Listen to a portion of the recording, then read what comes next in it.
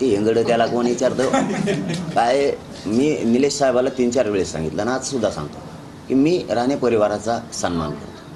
विधानसभा निवडणुकीच्या तोंडावर मराठा समाजाला ओबीसींमधून आरक्षण मिळावं यासाठी आग्रही भूमिका घेणारे मराठा आंदोलनाचे नेते मनोज जरांगे पाटील हे अधिकच आक्रमक झालेत.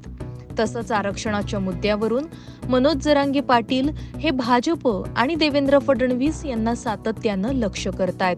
त्यामुळे भाजप नेतेही जरांगेंविरोधात आक्रमक झाले असून नारायण राणेंसह भाजपमधील इतर मराठा नेते मनोज जरांगे पाटील यांना टीकेचं लक्ष करतायत. त्यामुळे मागच्या काही दिवसांपासून मनोज जरांगे पाटील विरुद्ध राणे कुटुंबीय अशी आरोप प्रत्यारोपांची मालिका सुरू झाली आहे.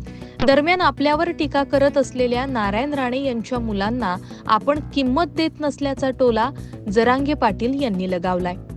मी नारायण राणेंच्या पोरांना किंमत देत नाही. इकडे त्यांना कोण विचारतं? मी निलेश साहेबांना 3-4 वेळा सांगितलं की मी राणे कुटुंबाचा सन्मान करतो. तुमचं काही ना काहीतरी योगदान आहे. मी त्यांचा सन्मान करतो.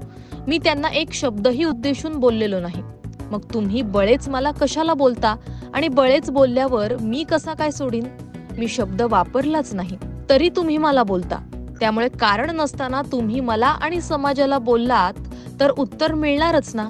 त्यामुळे समाजाविरुद्ध बोलू नका असा इशारा मनोज जरांगे पाटील यांनी दिलाय. ते हेंगड त्याला कोण विचारतं काय? मी निलेश साहेबाला 3-4 वेळेस सांगितलं ना, आज सुद्धा सांगतो की मी राणे परिवाराचा सन्मान करतो.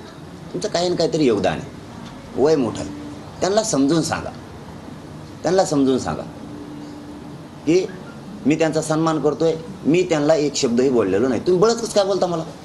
आणि बळच बोलल्यावर मी कसं काय सोडील? मी तुम्हाला शब्द वापरलाच नाही तरी तुम्ही मला बोलताय. मी मग आता कोणी असू देऊ, आता कारण नसताना मी जर त्यांना बोललो तर ते बोलणारच ना मला. तसं तुम्ही कारण नसताना मला आणि माझ्या समाजाला बोलायला लागला. तुम्ही समाजाच्या विरोधात जाऊ नका. Bureau report, Maharashtra news 24.